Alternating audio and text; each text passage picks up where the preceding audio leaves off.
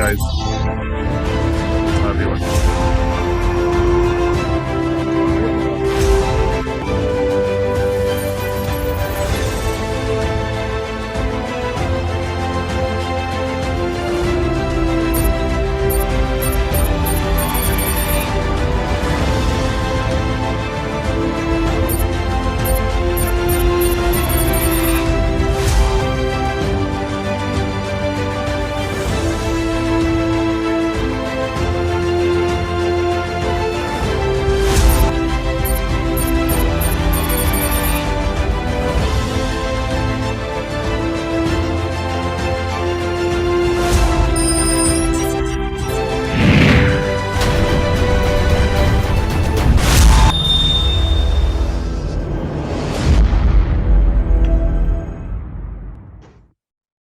Good evening, everyone, and welcome to the SKOCH India Law Forum and LITFest 2022, organized under the aegis of the 82nd SKOCH Summit.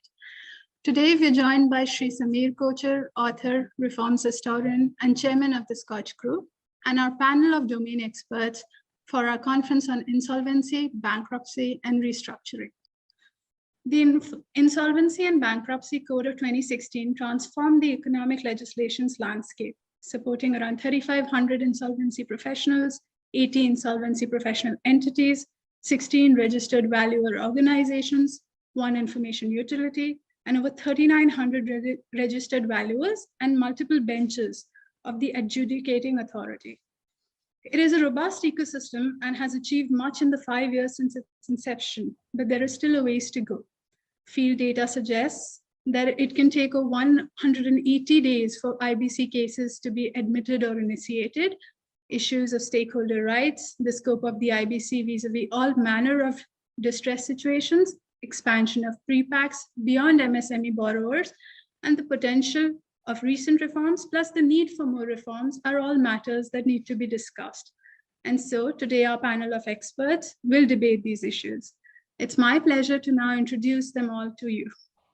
First up, we have Mr. Suharsh Sinha, partner at AZB and Partners. He has over 11 years of experience and specializes in restructuring and insolvency and banking and finance. He represents resolution professionals, borrowers, institutional creditors, asset reconstruction companies, acquirers of distressed debt, and creditor companies on restructuring and insolvency proceedings, including interim finance, corporate insolvency, resolution processes, liquidation proceedings, takeovers, and related litigation. We have Mr. Venkataraman, Managing Director of Alvarez and Marsal.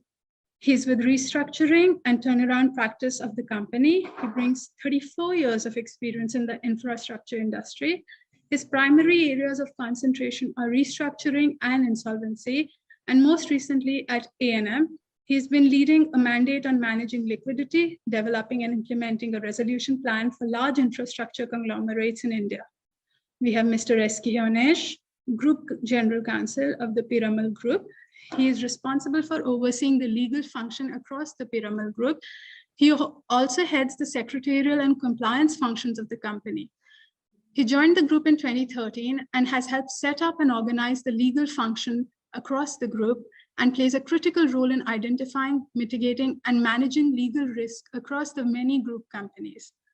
We have Mr. Nilang Desai, who's a senior partner at AZB and Partners, with over 17 years of experience and specialization in restructuring and insolvency, as well as structured finance. His practice focuses on a comprehensive range of domestic and international business reorganization and restructuring matters. Mr. Desai also represents various banks, financial institutions, multilateral and bilateral institutions, as well as Indian and offshore borrowers in connection with Indian and offshore structured loan transactions. We have Mr. Mrinal, who's the General Counsel for India Resurgence Fund. He has over 2 decades of experience in deal analysis, structuring, execution, restructuring, asset management, fundraising, and compliance. Previously, Mr. Chandran has worked at firms such as Clearwater Capital, Amarchand Mangaldas, and DSK Legal, where his areas of work included mergers and acquisitions, private equity, credit, financial services, and disputes. We're joined by Mr. Deepak Chauhan, Director and Head of Legal at the Welspun Group. He has over 24 years of hands-on experience in diversified areas such as corporate and security laws, mercantile and banking transactions, real estate, disputes, and intellectual property laws. Having worked across varied sectors, he significantly contributes towards strategizing and structuring transactions, risk mitigation advice, and policy advocacy. And finally, we have Mr. Dinkar Venkatasubramanian, Indian partner and national leader for turnaround and restructuring services at EY. His functional expertise includes restructuring, due diligence, and transaction advisory. He has over 18 years of professional experience and has been a key member of EY's transaction advisory team in India for the last 16 years. He has also served on committees constituted by the Ministry of Corporate Affairs, Government of India, to assist the implementation of the IBC code of the IBC 2016. He's also currently a member of the Executive Committee of Insolvency. I'd like to now invite Mr. Sameer Kochhar to share a few words and open today's conference. Thank you, sir. Thanks, Brinda, and namaskar to you all. I have very simple two asks from this panel, which I hope we will be able to send back to the government as recommendations. And the asks essentially are, how do you increase the speed of recovery and how do you maximize recovery?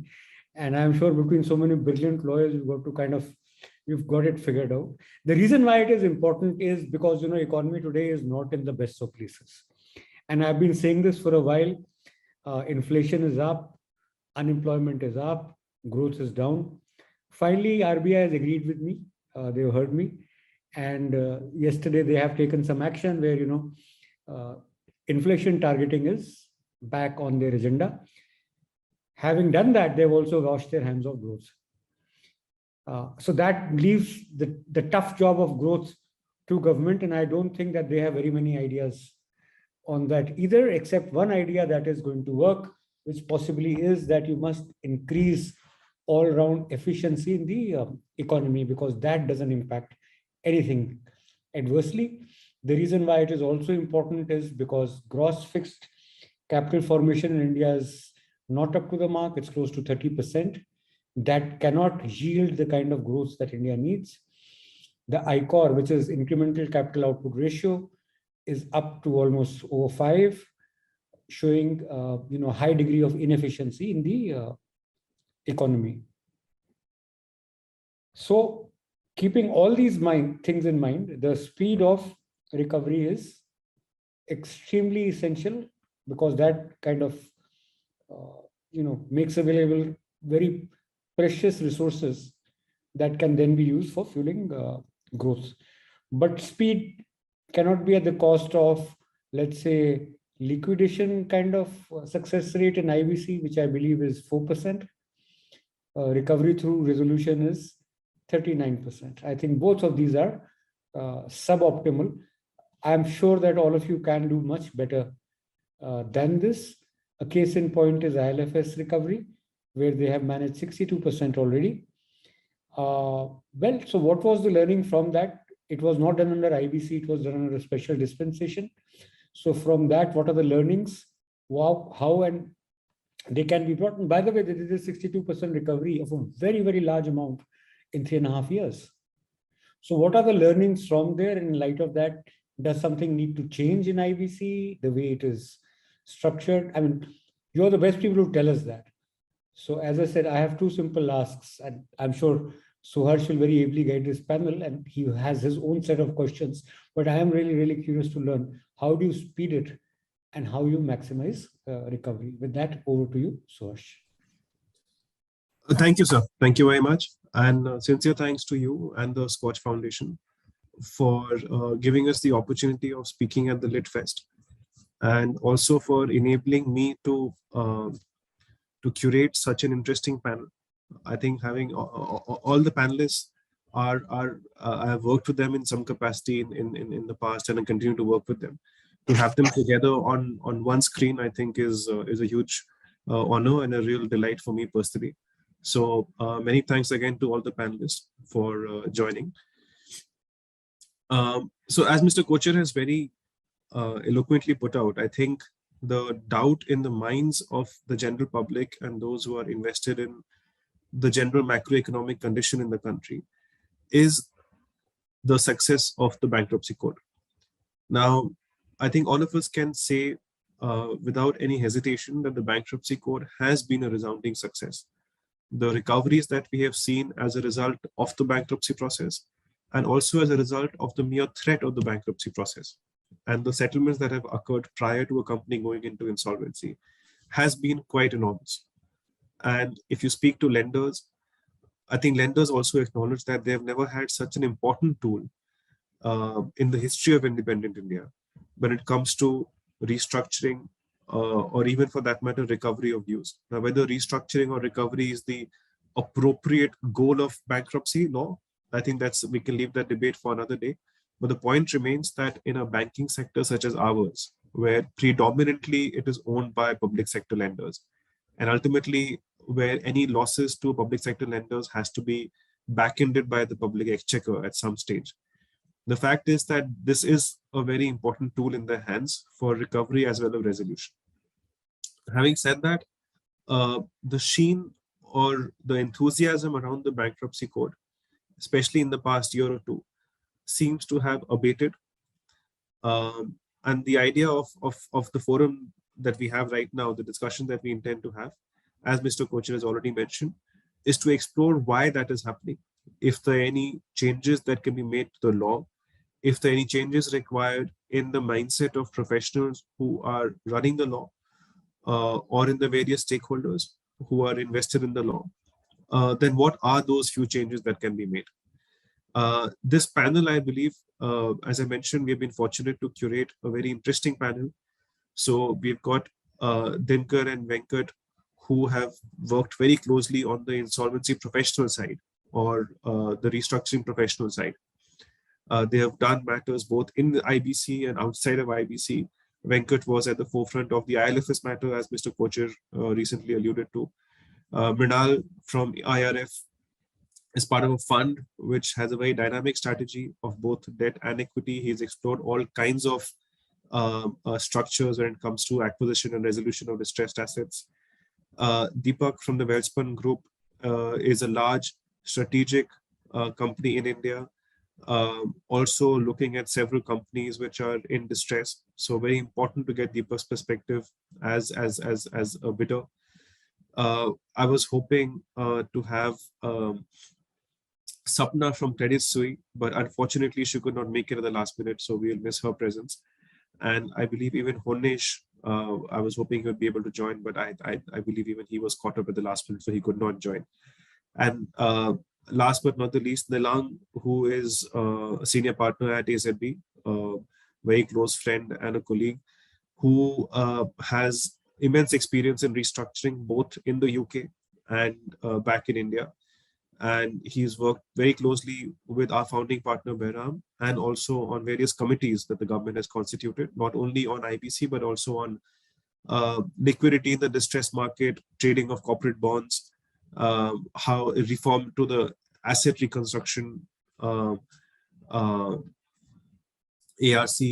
structure, and so on. So without further ado, I think I'll go into some of the questions that the panel will delve upon.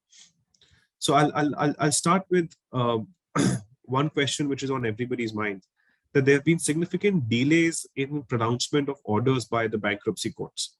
Now, whether those orders relate to admission of cases which are filed for bankruptcy, or for orders to approve resolution plans which have been cleared by the COC.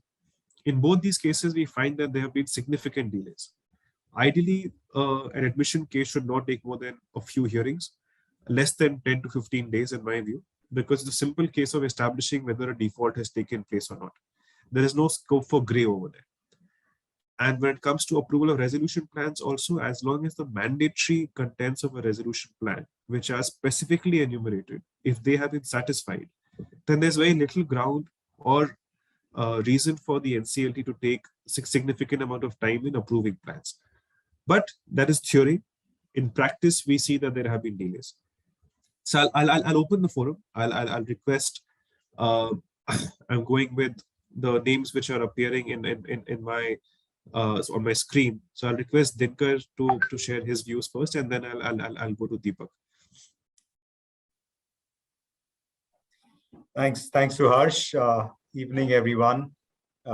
Thank you so much to Mr. Kochhar and to the SKOCH Group for having me on this panel. And I would say, yes, obviously the IBC has been a resounding success. It when there was immense push from the government, from the RBI to take the first 12 and then the next 28 into IBC, the whole system was, I would say, there was immense momentum and pressure to make this move. But as the data shows, as Suharsh has alluded, there have been delays over the last couple of years.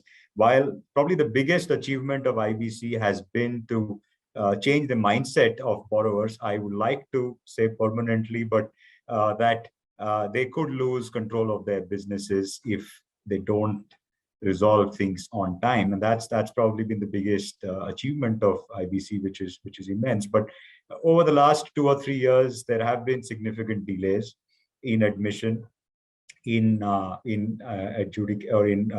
cases being called for from a resolution standpoint, in terms of entertaining litigations that may not, that should not be probably entertained during the process. And I would say multiple reasons for this.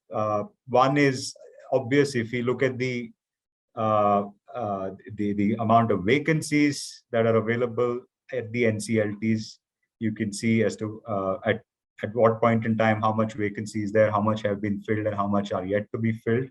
As of today, I think there are probably still about 50% of the vacancies are yet to be filled. So that is clearly a big gap over there.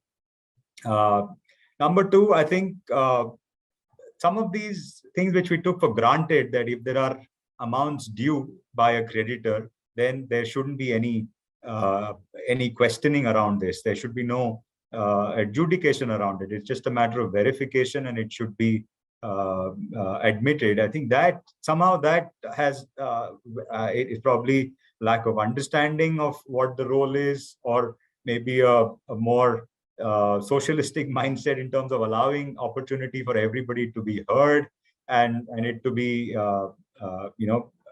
taking its own time to get adjudicated.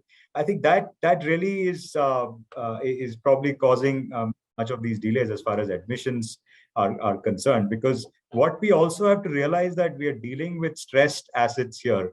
And as everyone on this panel would agree, stressed assets are melting cubes of ice. I mean, the more you just leave it out there, you will lose value, and therefore somehow an understanding needs to be built, whether it's capacity building at the NCLT or support infrastructure to the NCLTs, that you can't. I mean, you need to. Delays are going to kill value. So that's on the admission side. But yeah, I mean, there has to be a price for litigations to be pursued and continued in courts. It can't be today. There are so many litigations around operational creditors, around process, around competing bidders that are coming in and kind of delaying the process. There has to be a threshold which will probably allow people to for some of these to be entertained by these courts, and not allow the process to be subverted. But it all comes back to getting the right people, to getting the right skill sets there, getting more commercial mindset in terms of the tribunals, as well as we see in some of the other geographies, and have a measure of commerciality around their thinking as we move forward from this. So I'll just pause there, Suharsh, and hand it back to you. Thank you, Dinkar. Deepak, if you could have some of your thoughts on this. Yeah. Yes, thank you, Suharsh, and good evening to everyone. You see, we have been very active in the IBC space for almost 18 months now, and very clearly, focusing on various proceedings. We have been, observing it. We have been participating in processes, and speaking more from our experiences coming from the NCLT in Gujarat. and Delhi, our experience has been that typically the process from admission to approval is taking anywhere around 400 days. So substantially long as compared to what is prescribed by the court for various reasons. Obviously, Venkat summarized very well some of those. And I would like to sort of delve upon the whole process from the time it is admitted till the time it is approved. And our view is that on many occasions, some of these applications which are getting moved, some of these applications, some of these issues which get raised, really whether they even need to come to NCLT, whether IBBI can play a very active role in terms of addressing those issues, whether those applications really need to be before NCLT in the first place. So, and this is something very specific that we wanted to bring up for all of us here, that whether now time has come that the board needs to be empowered to play a role more on a quasi-judicial side, rather than, just as a regulator who's more on the administrative side, or as a monitoring agency, or more of a framework agency, so to say. So, I mean, it's very important. It takes away a lot of burden. Just to give an example, really, it's a thought that whether the confirmation of the RP itself, whether what's the need for us to go back to NCLT, just as an example, if you look at it, really, it's something which the COC has taken a decision. It's a process which has to happen. Really, whether it needs to go back to NCLT. So if you look at it this way, that the time has perhaps come that the regulator needs to be empowered more, and that would really help the process to move forward. Secondly, Suharsh, what our observation has been generally on, things, for example, multiple applications getting filed, multiple applications, interim applications, interlocutory applications, all throughout the process. So it's not a simple process of, admission and then going straight to approval. So much of litigation in between that we see, that really perhaps what needs to happen is that for what issues can actually, you can be before NCLT, that itself needs to be sort of, framed out, saying that, okay, for these issues, these specific issues, you could be before NCLT.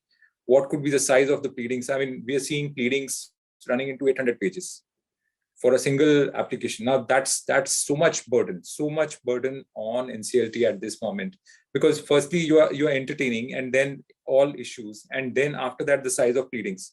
So I think we need to, because it's a special code, it's very, very, very much required to control this at this moment.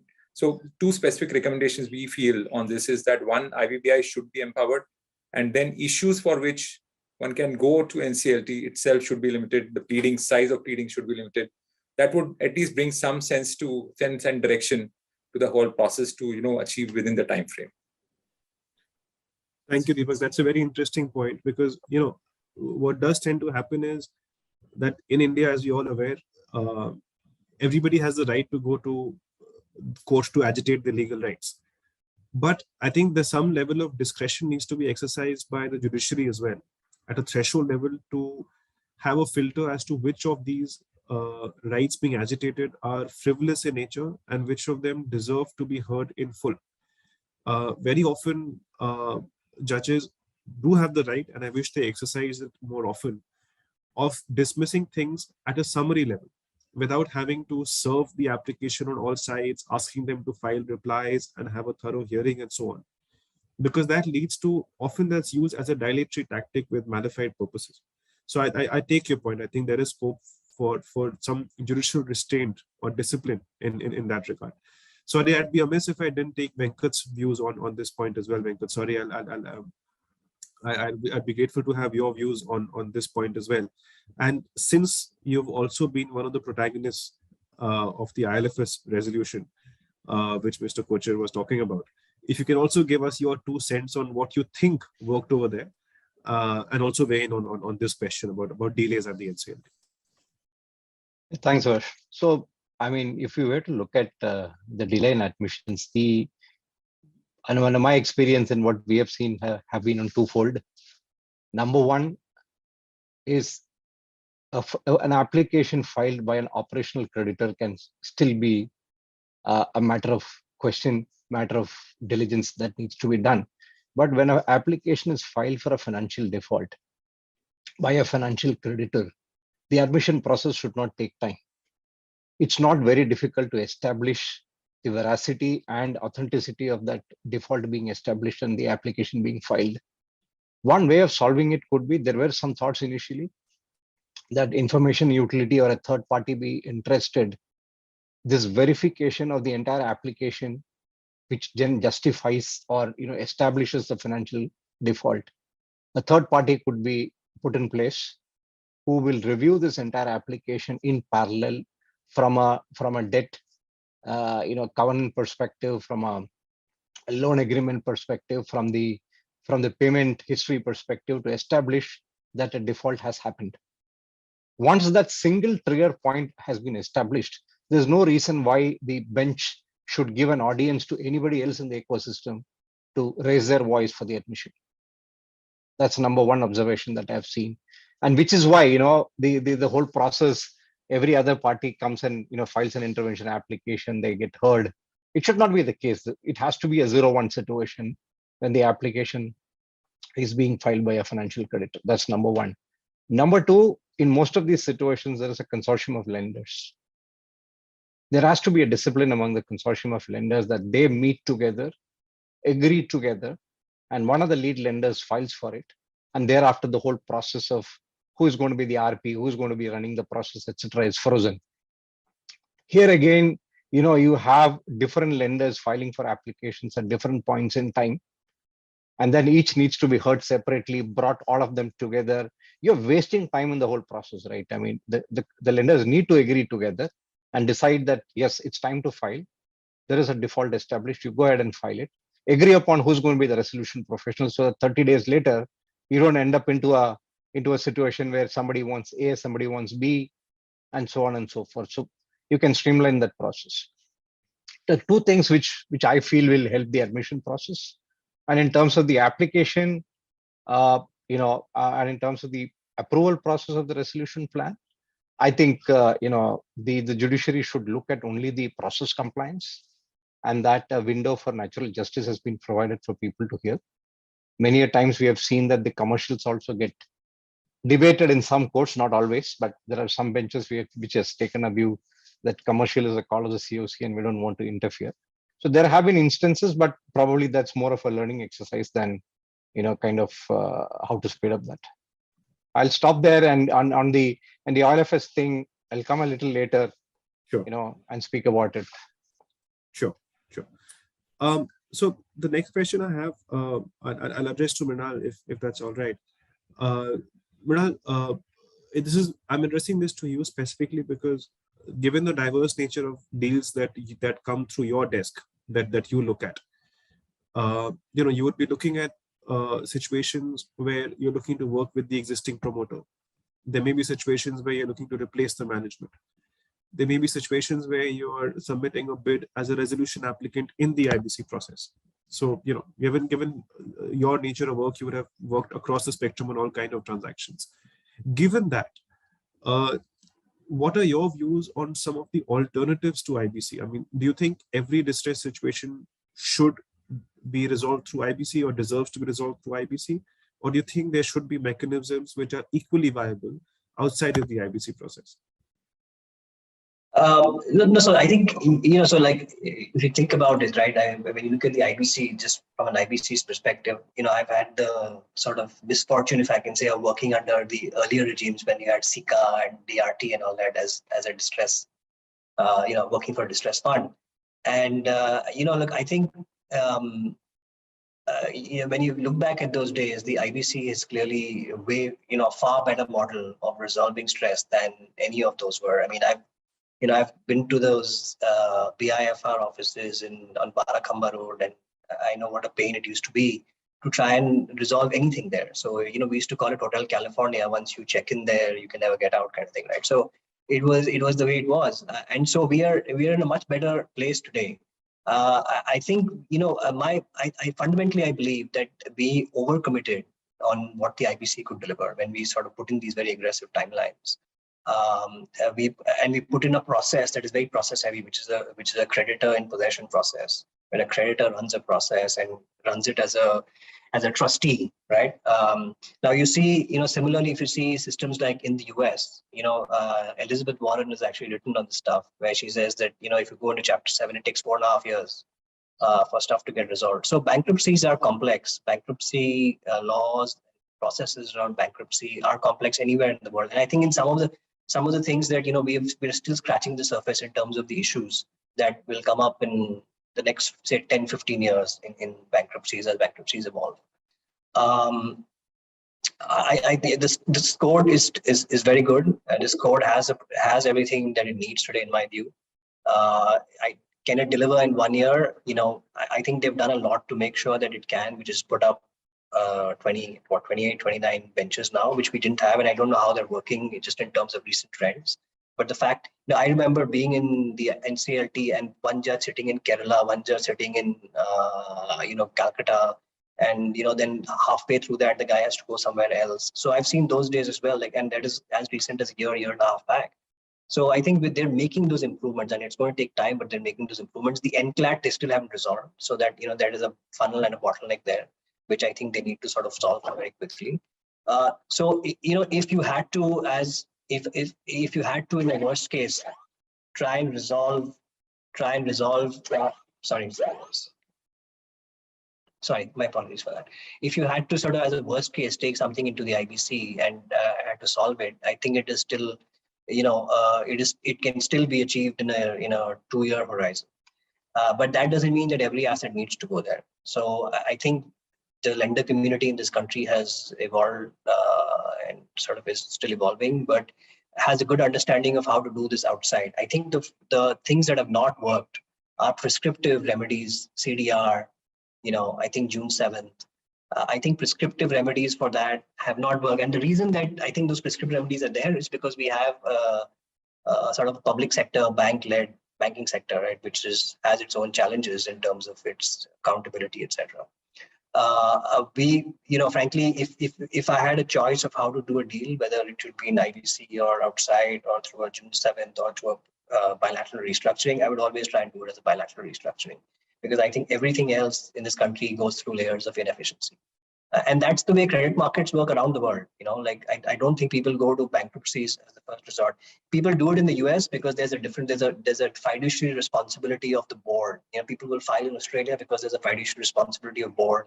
If your company is insolvent and you are trading wrongfully, those kind of concepts are why people go in. But like I'm telling you, that you hear companies going into Chapter 7 in the US, you don't hear them coming out, because that process is quite arcane, it's quite complex. And I think we found that balance here where the IBC is not as complex. But I think we've also got enough mechanisms in place outside of doing this, of solving the stress without sort of having to go through a 2-year process. Thank you, Mrinal. So just taking cue from what Mrinal has said, Dinkar, do you have any views on, what has been the reason why the alternatives to IBC have not seen as much success? I'm talking about the current regime, of course, not talking about the BIFR days, but the current alternatives to IBC that one can think of is probably the June 7th circular or using a scheme of arrangement. So those have also not seen that much success. What do you think the reason has been? Because you worked very actively with bankers on this issue. So what is the feedback you received from them?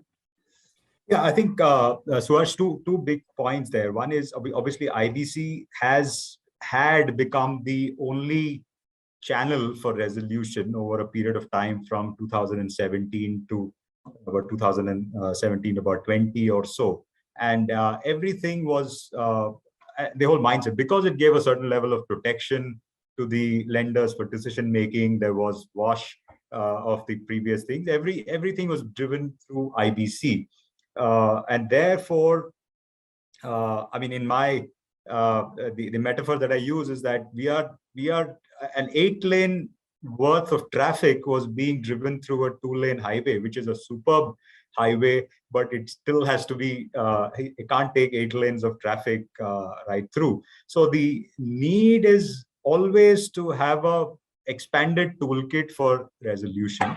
And for that expanded toolkit to work, you need a strong IBC, because the IBC can then become a deterrent for the commercial stakeholders, which is the borrower and the lender, and the potential new capital which comes in from funds like whom Mrinal represents. The three of them can sit together, commercially resolve this without them taking a legal course, which is a very strong deterrent being IBC. So the IBC can neither be the first nor the only resort to resolve this thing. The amount of traffic in IBC and the lack of bandwidth has driven people towards June 7th. I would say June 7th has been a mixed bag. I would not say it's been a failure. It's been and a lot of lenders since 2020, 19 and 20 and 21 have gone through that process to drive resolutions. We've worked on a number of them. To drive resolutions through that process because of the delays, and because also the pandemic had reduced the perception of value. There were lack of bidders, the valuations were depressed. So lenders have genuinely taken up and worked through assets over there. The biggest challenge on the June 7th circular resolutions have been consensus, building lender consensus and getting one is the different, obviously many lenders, most of these are multi-banker consortium. And even if you have homogeneous set of lenders, driving consensus is difficult. But we have seen a number of these cases where there are multiple types of lenders apart from public sector banks and commercial banks. There are mutual funds and there are other entities, and trying to get them to agree has been a big challenge. What also happens is that these the other big challenge is, I would say, the bid-ask provision equation. There's always a difference between the bid and the ask, but typically in India there is this provision equation also which comes in, because until adequate provisions are sitting in the bank's books, a deal cannot happen, because you can't take more provisions. You can't see that you are seen to be taking more of a haircut than what your books allow. Otherwise, you'll be exposed to the 3Cs unless it's under the IBC. So that's also a big deterrent to banks to agree on June 7th circular kind of resolutions that we have seen. But I think my last point there is that you need to keep expanding that resolution toolkit, whether it is the June 7th circular resolution or it is to bring consensus through the bad bank taking over and a one lender deciding some of these, which is probably something that you'll pick up later, or having a pre-pack regime which can bring the best of both outside court resolution and the benefits of the CIRP into one spectrum. And the more options we have on the table with a strong deterrent of an IBC, the appropriate option can be worked out by the commercial stakeholders sitting on the table, and it will work. Back to you, Suharsh. Thank you, Dinkar. So I'll turn to my colleague Nilang, who incidentally does not have a virtual background. That's a real background, which you can see. So Nilang, would you have any insights on what's ailing the non-IBC resolution framework, be it June 7 or a scheme of arrangement, and what can be done to strengthen that? Suharsh, can you hear me okay? Yes, very clearly. Okay, so I was just going to say, if I may just pick up 2 points before that on delays. Of course, yeah. Just before I come to answer your question, because I don't think there is going to be any way out of the delays until we fill up the benches with adequate judges and or get enough time for IBC through dedicated benches. And it's something which you, Pairam, I have been saying for years now. I'm sure Dinkar and Venkat, etc. as well. Because really, I think it is a significant capacity issue. So that's clearly number one. But on the flip side, I think a lot of these statistics which show us the delays in admission, the delays in resolution, also unfortunately play into situations where oftentimes banks or FCs just put in a company a filing, but then don't pursue it, because the thinking is they will use that time between filing and admission to continue negotiation. So when the hearing comes up, they don't show up or they ask for more time, which is of course given for the asking, which means that shows up in the statistic. But that's not a reflection of our courts or system. It's a reflection of a negotiation strategy. Equally, post-admission, you and I have seen so many cases these days where courts give almost what they're asking, a COC resolution, COC formation stake, right? Which means that you have a second bite of the cherry to go and see if you can negotiate and come out. And if you can, great. If you can't, it sticks along for 6 months, 8 months. I mean, we were talking to a client, last week, which has been admitted, but the COC hasn't been formed for 2 years. I mean, that's ridiculous. Where does that take our statistic? But all that's happening in the background is a negotiation. If our court said, no, negotiate outside my time, please. When you come to me, I'm going to admit you and I'm going to form a COC and I'm going to plow ahead. Then maybe the fear of the IBC will be a lot greater. Right now, a lot of people think, what if you're filed? Admission to hua nahi hai. Oh, what if it's admitted? I can stop it. I can stop the COC formation. So I have 2 further stages which need to be cut out to improve our statistics, quite frankly. And I think the last point I want to make on this is case management, right? I mean, we see so often where dates are given. 27 June is when the next hearing is going to be. Counsel come up and say, I'm so sorry, I'm my legs in Delhi, I'm my legs in Chennai, I'm my legs in Supreme Court. Give me 2 more weeks. And okay, fine, I'll give you 2 more weeks. But courts need to, at the start of the hearing, right, say, these are the dates. If your counsel don't show up, the next in line, the junior counsel can show up. Your instructing advocate can, start arguing. It's like in the UK, dates are taken seriously. I mean, I'm stealing a quote from someone else, but it's almost like Bollywood actors take their dates more seriously than our counsels these days in courts, right? But sorry, coming back to the question you did ask. I think, again, I'm going to steal a line from Dinkar, right? I think the fear is for a lot of the public sector bankers that how do I get to a position where the number at which I agree in the out of court is a safe number, right? Again, if it's a very large consortium, 25 banks, maybe it's more comfortable. But it's a smaller consortium, there's that fear factor. And therefore, if you go through the IBC where there's an independent process by an independent resolution professional, there's a court stamp. The COC has come together under a statutory process to stamp off on the pricing and the structure. It gives them a lot more comfort that no one's going to come after them, 5 years later while they're in retirement. So I think it's just that really that prevents a lot of bankers from going, I don't take the trouble. Let's just put it into IBC. But the other very obvious point, Suharsh, is that IBC crams down all debt, right? Whether you come to the table, don't come to the table, you're in India, you're in Batinder, you are in Bangkok, doesn't matter. All your debt is crammed down at one table. So you have a clean whitewash at the end of the process as opposed to a bilateral process where you need to get all the players to the table, discuss with all of them, even people who are completely out of the money. You need to sit at the negotiation table and talk to them, which you obviously don't need to do in IBC if you have the numbers.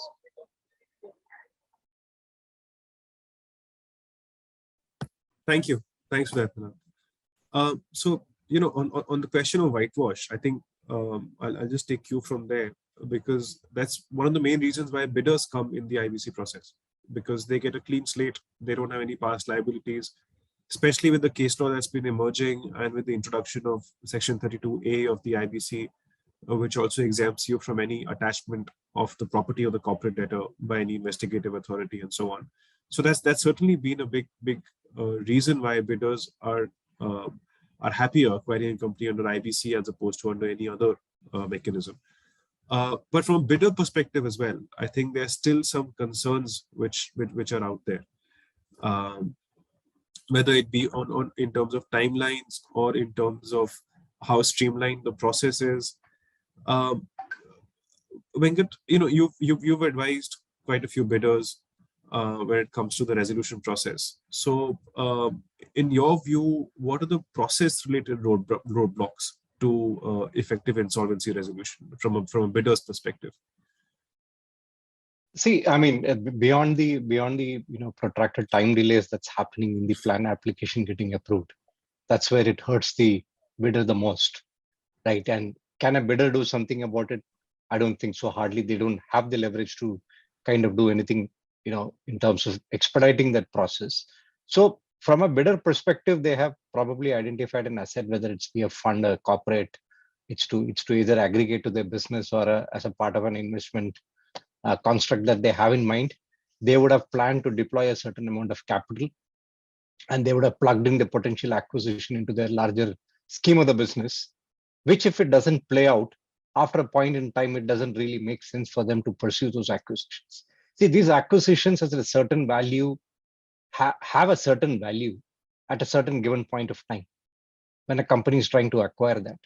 So if that gets defeated, then obviously the bidder interest is lost. And where it reflects is in the subsequent processes.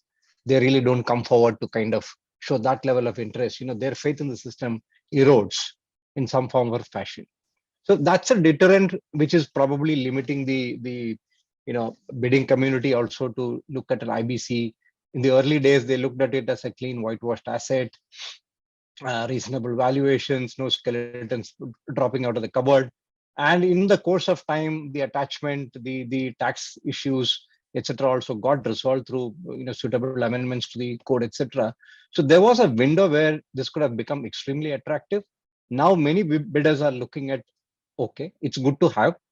I have some money in my pockets and I don't mind acquiring it, but I would like to take it at a throwaway price, which is actually becoming a big drag in the value recovery for creditors. So it's a very opportunistic outlook, unlike the initial interest where they were, lining up and pretty serious to kind of acquire these companies, barring a handful. Mostly are very, very, opportunistic outlook that people have, and they peg a very low value to it. So it's good to have. If I get it at this value, I'll take it. Otherwise, it's okay. It doesn't hurt me. It's not that I'm eager and I'm in right earnest. I really want to add this company to my portfolio to grow the business. Those kind of transactions, they would look outside of IBCs rather than follow this process, because admission to approval takes 9 months, 12 months, followed by people going up to the NCLAT, going up to the Supreme Court. All those escalation mechanisms are there, which is becoming a deterrent, I would say, from the bidder community. Thank you. That's what we have very sensed. Interesting point, because I mean, so what I'm hearing is one of the things which you mentioned, which resonates with me as well, is that the fundamentals of the bid change, right? The bid is made at a certain point in time. Yeah. With the delays, the macroeconomic conditions change, the assumptions you had made change, the business fundamentals may change. So whether it is still viable or not itself becomes difficult. And and there's been recent jurisprudence to suggest that once you have thrown in your hat, you cannot withdraw. And they can be there's no scope for conditions precedent or any reasonable assumptions. So that's making it even more difficult for bidders to come into the picture. Deepak, would you like to share your views on this, given that you are actively in the market and you're evaluating assets under IBC? Yes, Suharsh, we have been very active in this space, and I would like to come up with some very, very specific issues that we are facing. So generally what we've found is that resolution professionals are very accommodative and understand issues. So that's a general, our impression that they understand issues. But just that the process is such that sometimes these are all challenges which we face in any case. So if you look at the whole process, the time period which is available for the actual bidding from the time RFRP is issued to the time you need to submit a resolution plan is very less in the whole chain of all activities that you're doing. Okay, from the time the data room is set up. So that time period is really very limited if you consider any bid for any acquisition. Look at any acquisition which is happening, any infrastructure project being bid out. If you look at any other sale of a company, you'd find that if you compare that to the time frame which is available in this whole process is very short. Okay, and then you find that there are short bursts of time which are given 10 days, 15 days, which really sometimes don't help. This 7-day, 10-day extension really are of not great help when you're looking at an asset. So really the time frame for that period needs to be decent and should be substantial for the purposes of submitting a good bid. Data room access can be provided early, and on data room access, the quality of data, many times we are finding, certain acquisitions, certain, deals, we are finding that the data room is very well provided, that the data is available, substantial data, good, robust data. But otherwise, our impression is that the quality of data is especially when you look at stocks, inventory, ownership, title issues, intellectual property related issues, the data is insufficient. And these are very vital because this really, you have no IBC protection on this. So the challenge that you face is that you got to do diligence. Let's say if you're doing a acquisition which has substantial land attached to it, and immediately pursuant to the acquisition, pursuant to the approval, you would end up financing on that. So you need to complete your title search. You need to do a lot of activities before you reach a stage of stability to say that, look, this is a good bid. So really, that's a challenge. The whole data, the quality of data needs to be there. And I believe there is a consultation paper on this, which has just come out and which talks exactly on these lines, which really is a good sign that this is being, in a way getting, looked at, very, very carefully. You rightly mentioned that, about the timelines and the validity of the resolution plan, you see. Now, listed companies like us, many of our listed companies which are bidding, and very difficult, every resolution plan has to have a timeline. What we find is that, once you've submitted a resolution plan accepted by COC, goes to NCLT, no timeline to come out. Impossible. No board is going to approve that. So difficult to get through. And then you have all sorts of issues of litigation which still crop up after that also. Very difficult to sustain a bid for an unlimited period of time. It doesn't happen anywhere. So this really needs to be addressed. And this is a forum which I would want to use to say that, it's a very serious issue for any resolution plan which once submitted and which is at NCLT, and then, just time is set large. Can't. It's very difficult to get board approvals on such things. And lastly, you see the whole bidding process, and once you reach a stage when bids have been, plans have been submitted, the whole negotiation bit is taking too long. Once you get there, and once the process of financial bid has started, there, we've seen it's taking just too long and too many rounds of negotiations, and I believe that is also under discussion. But it's a very serious issue because it needs to be very, very focused, and there should not be too much of change and tinkering with the process after that. That would be almost while you could do it, the RFRPs would provide for that, but really is it fair to change processes to to have very long negotiations? That also is something which needs to be controlled someday. So these 3 or 4 very specific observations which we have from the industry side that needs to be looked into. Thank you, Deepak. So I'll Mrinal, if I may turn to you, because Deepak's perspective is from a strategic bidder. Yourself being a financial bidder, the reason I'm using these terms is because, as you're aware, in a IBC process, the process document often makes this distinction between a strategic bidder and a financial bidder.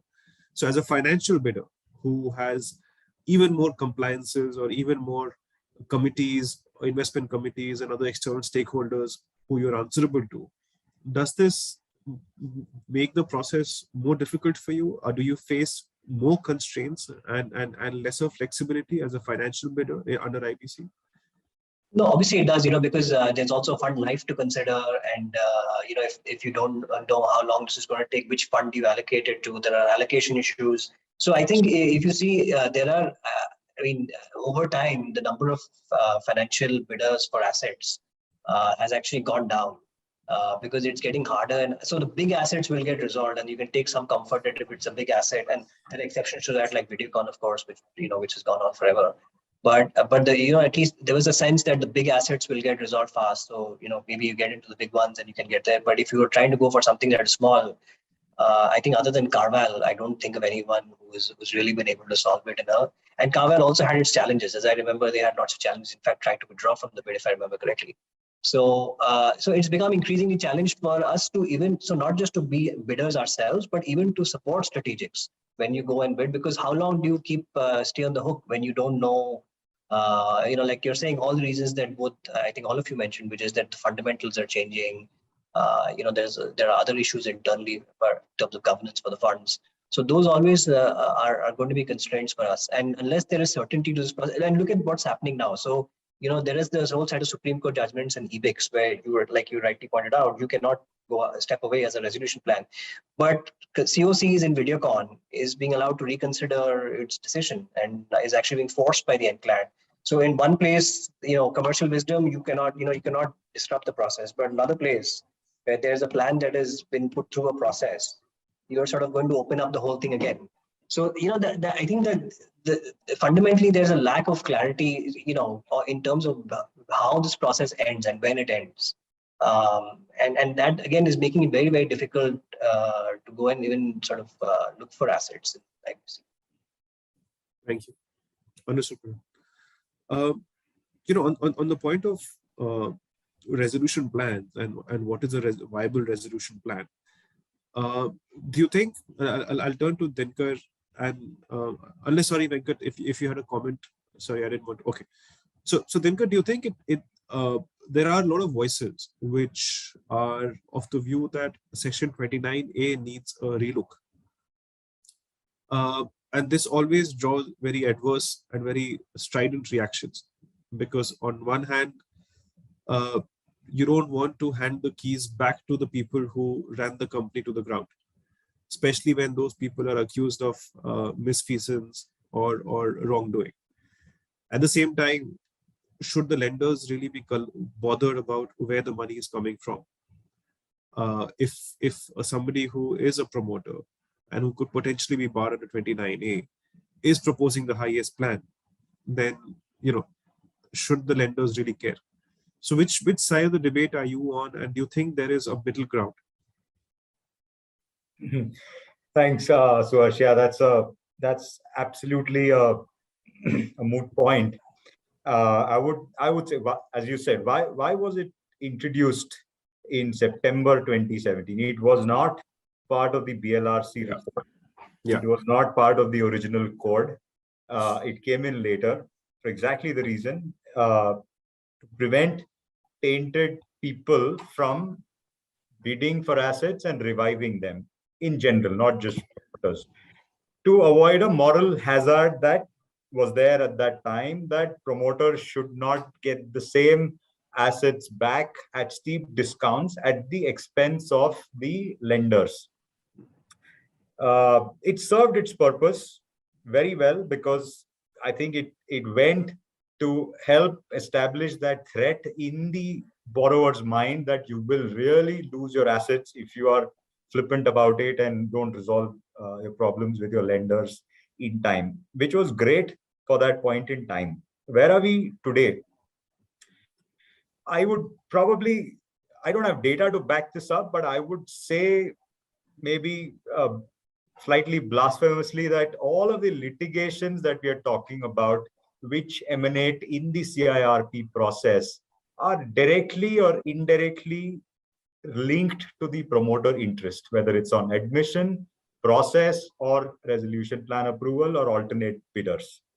So we need to see why this is happening. That's number one. Number two is that for all of the reasons that Deepak and Mrinal mentioned, the investor group, the number of bidders have the interest for these, except for the large assets, it's been fairly tepid because of the lack of data for diligence, because of the lack of time, and because the next level of assets, apart from the top 50 or 60, are all mid to small sized companies where unless it's like a commodity where there is no value deterioration, there aren't many bidders who are there for these assets apart from the promoters themselves. So given that, and also I think the third angle to that is that in September 2017, the pillar of the COC was not as developed in terms of their thought process, in terms of their strength. But today, the commercial wisdom of the COC to evaluate plans and what is good and what is not, who's a fit and proper bidder, I think has evolved significantly. So given all of these things, I would say there is a very good case for relooking at 29A, not taking it out completely, but relooking at that, diluting it to some extent, like it has been done for the MSMEs. Obviously, you don't want willful defaulters, you don't want recalcitrant promoters to come back, but then we can probably look at the timing. The NPA plus one year plus NPAs have been exempted in case of MSMEs. We can look at that from the perspective of other CIRP cases also, and promoters could be allowed to bid. While I would say you may need to make some safeguards to ensure that their bidding is not at the expense of the lenders, and they're not shortchanged as part of this process. Obviously, there needs to be a Swiss challenge method whenever any of these bids come through. There needs to be promoters should be asked to resolve all the cases where they have defaulted rather than the specific corporate debtor that you're talking about in question. Probably you need to look at no waivers for non-compliances and offenses that have been done, like the 32A wash that comes in case of a normal bidder. Maybe that should not be extended in such cases. And also the interests of other stakeholders, like maybe listed shareholders or minority shareholders, should not be impacted through a plan which kind of disadvantages them, as it would be in the case of a normal bidder. All of these things happen. I mean, if you compare a resolution under CIRP versus where 29A is there versus June 7th circular resolution or a 12A resolution, all of these safeguards that I spoke about are there, and these give the COC or the lender group enough teeth to apply their commercial wisdom and decide whether a particular case is fit for the promoter to bid and get this asset back. So a long answer to your question, but yeah, I would say time to relook at this, time to refine this, and allow for some leeway there for faster resolutions and ensuring that these companies don't go down. Thank you, Dinkar. Would any of the other panelists like to weigh in on this? Because this is, I think, one of the most important policy departures under IBC. I mean, as Dinkar rightly said, it wasn't part of the original scheme of IBC. And I think Venkat was part of the case which led to the rethink. I won't name that. I was case. about to come to that. But please go ahead, Venkat. Not the first one, but a more recent one, where this interpretation of the section 29A purely from a technical default or related to an account of the new bidder was challenged, which has dragged on the process for 9 months in the court. So the intent was that if a company is up for under insolvency, the original promoters of this company should not get a window to sneak in at a lower value at the cost of creditors to get back that company. That was the original intent behind it, like Dinkar articulated. But it's become a technical point which is being used by the existing promoters to challenge new bidders coming in to acquire their company. And I've been part of that, one of those cases. So that technical interpretation should not be the case. The intent and the objective by which this was brought in should be retained. To that extent, I agree with Dinkar that it calls for a review in terms of trying to re-articulate what the objective and intent of this kind of a restriction on the promoters of an existing company or a corporate debtor which has gone into IBC, not being allowed to come and bid back for their own firm. As long as we limit to that, I think it shouldn't hamper the process elsewhere. And to that extent, I think it's time to revisit. Now it's purely interpreted in a very, very technical, NPA plus X months of some other account of the bidder coming and hurting them to not able to acquire this company. So that needs a revisit. I agree with Dinkar on that point.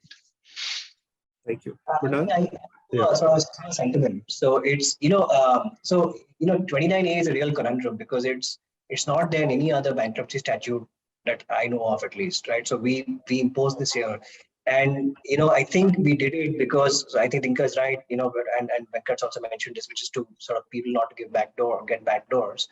But in some ways, what it has done is it is penalizing business failure, which is irrespective of what the reason is. Sorry, you've lost your life's work. Now, I think obviously if that was to be the case, there would be a reaction, and that is what we're seeing in the IBC, where people are sort of reacting to their life's work. And look, you hear around the street, and all of us have heard of backdoors, and backdoors are still there, and people are trying to do stuff, and it's scary because 3-4 years on the time, we might find that these assets are going back to the people that we were trying to keep out of. But what is the objective? Why did we try to do this? That to me today is not very clear. Like, were we trying to give the initiative back to the lenders because for 2 and 3 decades the lender community was completely decimated in this country? Or were we really trying to keep people out or penalize them for their failure? And I think there has to be a middle ground, which, and I think Dinkar's suggestion is very valid here, which is if they can come into the process and they can be part of that bid, and they can sort of, you can still sort of facilitate the value maximization process, then I think that makes the most sense because it reduces a lot of this challenge. But the worry for me there, and it's something that Dinkar and Venkat and all will have to address, is that I think the diligence process, once that starts, once you allow these guys access, is going to be a nightmare. How do we manage that process when you want to have a fair bid process and there's a guy and you have to do management meetings and like everything doesn't come on paper. A lot of it is just you have to glean from people. I think this process is going to become so difficult to do if you go back to sort of an environment which is not 29A.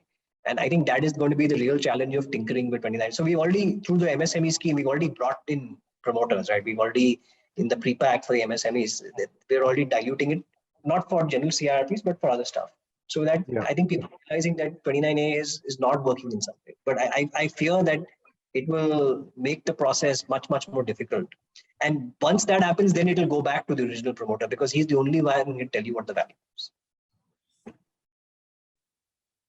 Deepak, do you have a view? Yes, so Suharsh, again, speaking from the industry, and we've seen many sectors like gas-based power plants or coal allocations where businesses have failed on many occasions due to government policies. And clearly, the problem is 29AC. If you ask me, when I look at 29A, others are still okay, more get into the intent and all those things. But 29AC is so wide, the NPA bit, and you got to pay off the entire amount with all dues and charges, no restructuring allowed. So it's highly onerous. So I think if you try and look for a solution, and maybe even Nilang can come in and you can give your thoughts on this, that what's the solution? Is there a need for a general exception to say that, okay, there would be an exception to 29A based on certain parameters? Okay, so maybe that needs to come in because it's difficult to say something like 29A won't be there. It would be there in some form, but at the same time, there has to be some criteria, some exception, some basis for that exception. There is a need to give some thought to it and bring out that exception, which can be on a very case-to-case basis, where the promoters are permitted to look at the asset. And I think that will be helpful. That should be seen. Deepak, that's a very interesting point. So 29AC, I think all of us agree that is the crux of the problem, because I think, as even Mrinal said, that you're penalizing business failure, and that's something which in a mature economy, where if you are not there already, at least where we hope to be in the near future, one needs to recognize that businesses can genuinely go down because of macroeconomic conditions. And there should be no penalty levied on a promoter or an entrepreneur for such actions. So I think from an economic perspective, from a commercial logic, I agree with all the panelists that 29A may require a revisit. But I think we should also be cognizant of the politics around it, because how will it look if somebody who is absconding from the country, or somebody who is not convicted, because in India we know how difficult convictions are, but is on the radar of various investigative authorities for having violated several laws, is able to get back into the company at a huge haircut. Whether that is something which is politically palatable or not. So anyway, as I said, I think there is very strong commercial and business logic. The only question is, will the legislature have the appetite to change it at this juncture? For MSMEs, the risk factor was low because you don't see large defaults in MSMEs. But for assets where you have 20,000, 30,000, 40,000 crore at stake, I think the appetite of the government may be limited. But as far as 29AC is concerned, I think at least for that particular aspect, it does deserve a relook. So moving on, I have a couple of more questions. Since we have touched upon MSMEs and the exemption given to borrowers for MSME resolutions, do you think there's scope for extending the pre-pack mechanism for non-MSMEs as well and take it to larger companies? Dinkar, if you don't mind, I'll start with you again, and then I'll open up to other panelists. Sure. I mean, you know this. I mean, I'm a big fan of the pre-pack process. I've worked on pre-packs outside of India. I think they work. I mean, the benefits, the need and the benefits of this cannot be overstated in my mind. It is meant to be swift. It is meant to be cost-effective and avoids disruption of business by change of management and someone is taking over the market thinking the company is going down. I mean, all of those kind of negative sentiments and disruptions are avoided in the operations and management of a business. While I think how it has been adapted by the regulation in the pre-pack for the MSMEs, I also like that it gives a very high degree of control to the lenders through the process, giving them ability to step in if needed and if it doesn't go as well, which is I think a great adaptation from an Indian market perspective. And it will also enable, I think, some of the concerns that Deepak raised or Mrinal raised. It will also enable institutional investors to get all the time they want to do diligence and get access to the business while they are kind of getting a deal in place, and give them the deal visibility and certainty that they felt is missing in the CIRP process, which is a fact, that enabling them to commit the resources behind this, to go after a deal and put people behind that. It's a great, I would say it's a great marriage between CIRP, where you get where you get the legal sanction over all the plan that you want, a 32A kind of wash over these assets, while also it has the best aspects of a workout or a June 7th resolution mechanism for all the stakeholders. So I think, therefore, it's absolutely necessary for this to be expanded. I spoke earlier about expanding the whole set of resolution mechanisms, and this fits into that, is to have another alternative for this to happen and expand it to normal corporates. It will solve some of the issues of the June 7th circular in terms of building consensus that I spoke about, and allow lenders to approve in a collective way under the aegis of the law, while it will also give legal protection to them, to buyers and to the lenders alike. So clearly, for expanding this to the wider set of corporates and give another option for resolutions to happen. Just 2 points which we need to be careful of before we put this out and hope that this works. Number one, I'll come back to the point on 29A. I think, like we have done it for the MSMEs, I would say relook at applicability of 29A from the perspective of pre-packs as well, because all of those benefits of greater access for diligence, information to be provided, lack of disruption, and a good price discovery to happen will not happen if you don't relook at that for genuine business failure and for promoters to come back on that. So that's very important for a good pre-pack to work, in my view. And the second one, which we spoke about was the first point, really, is that like the CIRP, if the courts decide to have a lot of adjudication on how this is versus just looking at the process and allowing for the lenders' commercial wisdom to determine this thing. I think if it's the latter, then it can become a big success to make sure that prepacks are done and closed in a good, let's say, a 90-day time frame that we are speaking about, and put these assets back to normal path of growth. Yeah, but I would say with those two caveats. Back to you, Suharsh. Thank you, Dinkar. Mrinal, Venkat, Deepak, in case you have any thoughts, any comments on extension of prepacks to larger companies? I agree with Dinkar again that I think that we should definitely extend it. I think once you extend it, the question is how does it, what happens to the CIRB process? Does it basically die a natural death? Because everybody will want to go down the prepack path.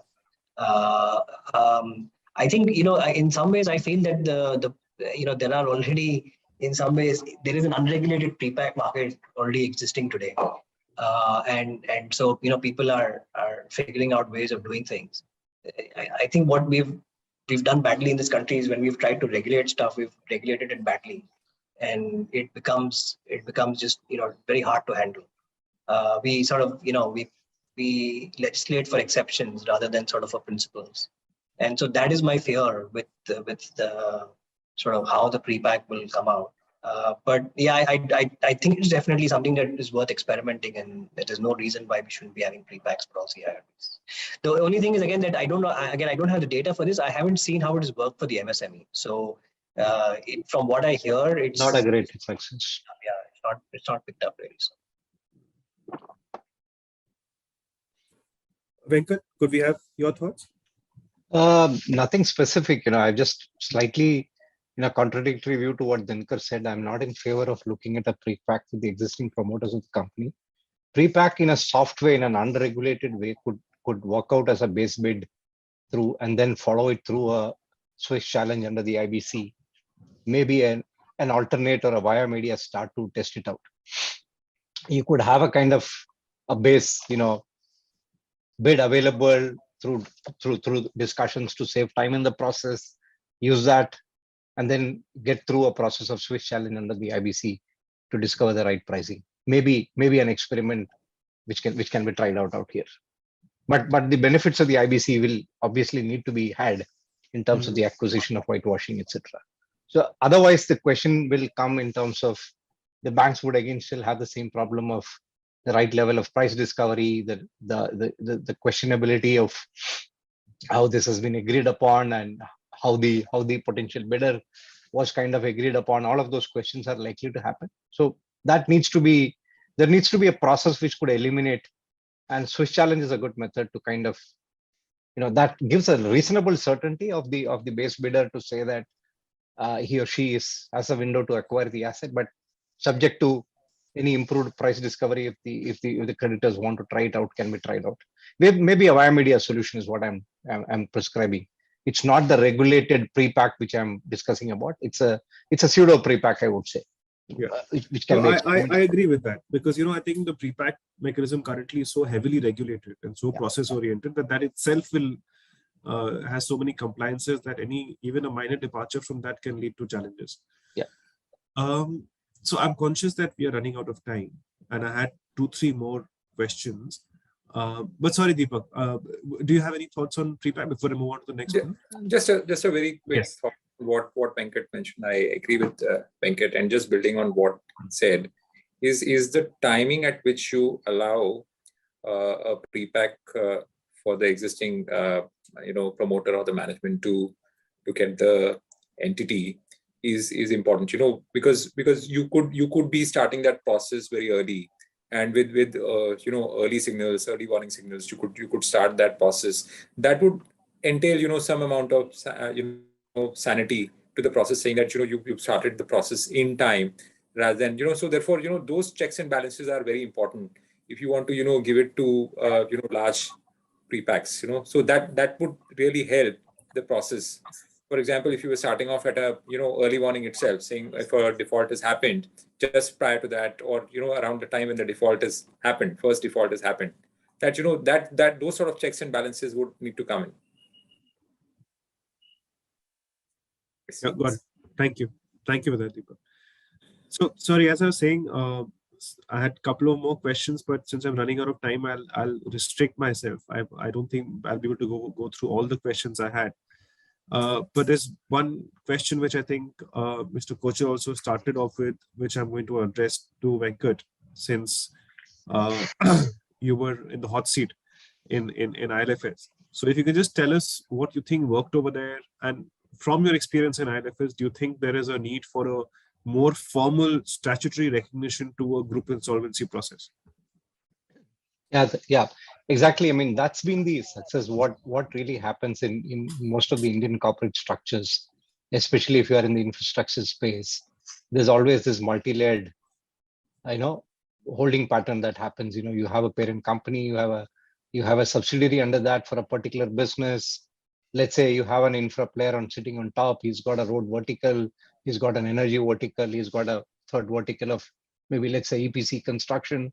And each of that companies would again have the underlying SPVs sitting below that, multiple toll roads, multiple energy assets, etc.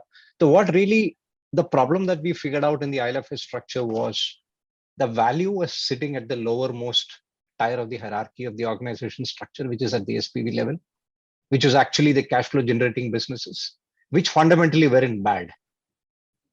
There were mismatches in the capital structure.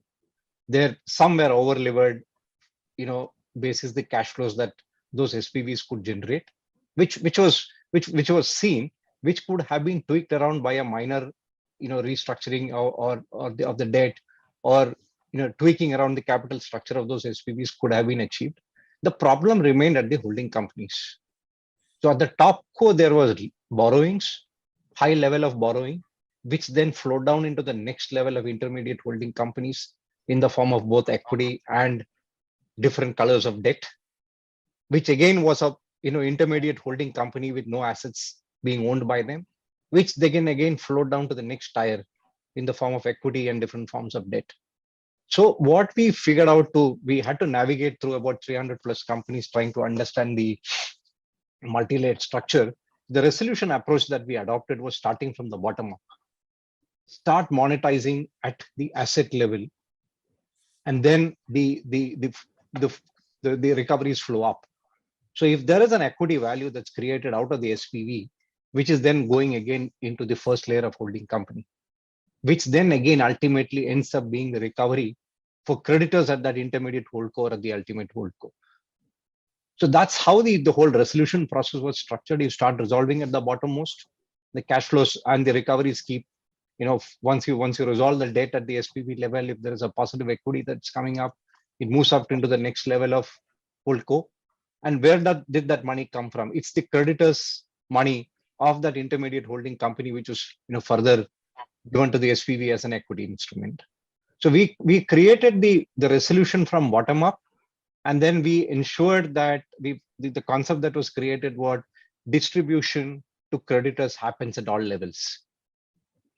Thereby, the people who have lent money at all the levels of the hierarchy in the ILfS structure get some amount of recovery, the highest being at the bottom and the lowest being at the topmost holdco. But there was some recovery which flowed in, which then, that was one of the fundamental, aspects that we worked around. And this could be achieved because we had to create, pick up lessons from IBC, pick up threads from Companies Act, provisions of various laws that were existing in place. And we had to create a custom built resolution framework, first of its kind, which was created. It took a while to create it, but now having learned the lessons, there are tweaks that are required there. It's not correct the first time.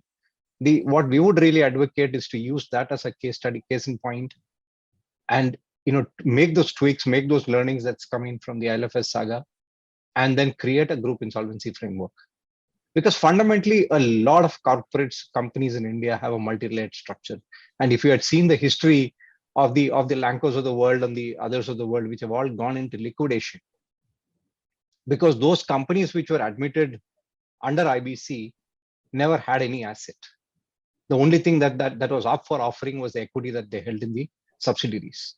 So if we take the whole group to resolve, for example, there might be interest in the buyer universe to acquire the company as a whole, as a group, because they also acquire cash flow generating assets. They also acquire a certain corporate capabilities within that. it would make sense for the buyer universe to look at these sort of companies to acquire, and therefore group insolvency we would advocate, at least personally myself, based on the 3.5 years of experience, having worked through the ILfS resolution, it's a must, especially in the Indian structure. Otherwise, discreetly you take the whole coup, it's not going to fetch any value.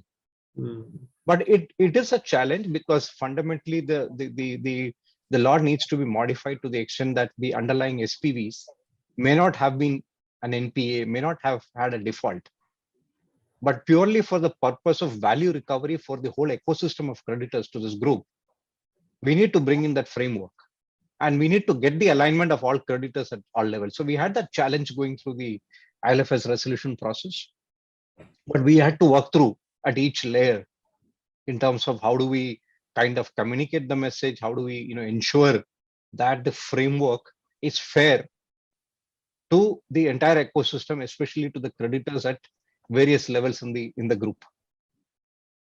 So it's been a great learning, and it's been a great experience, and I think we would be happy to kind of contribute in terms of translating that into a group insolvency framework if something were to be developed, and we feel the urgent need for creating that in India. Looking at the outcomes of various of those holdcos going into liquidation for want of a better resolution option.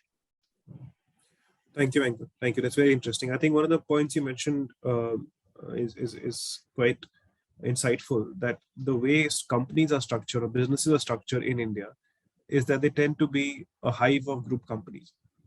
So even if the business is integrated for all practical purposes, for various reasons, the promoter wants to house them under different corporates, whether it is for tactical reasons or whether it is for commercial reasons or tax reasons. But that's something which is quite prevalent in India. I'm not sure how prevalent a similar structure is overseas, but yes, in the Indian ecosystem, that's something which I think all of us have witnessed quite a few times. So I'm conscious that we don't have much time left. So though I had 2 more questions to address to the panelists, I apologize. I don't think we're able to get there. But I'll leave Mr. Kochhar to do a formal vote of thanks in the end. But from my side, thank you so much to all the panelists. Thank you. It's not very often that we get a panel of such tremendous caliber and such tremendous experience. So my sincere thanks to everyone for having made it. And thank you very much for some very insightful comments, which hopefully we'll be able to put down on paper as well. Thank you so much. Thank you so much. Thanks. Thank you, Suharsh. Last but not the least, that paper we are going to put down on would be your to do. If you could kindly help with that and fast, it would really help us do the conference proceedings. Certainly. I would not hazard any of our folks writing it, because it's all legalese. We will write down something which is constitutionally untenable or something like that. So thank you very much. Lovely meeting you all, and look forward to building and carrying this relationship forward. Thank you so much. Thanks. Bye. Thanks. Thank you. Thank you. Thank you. Bye-bye. Bye-bye.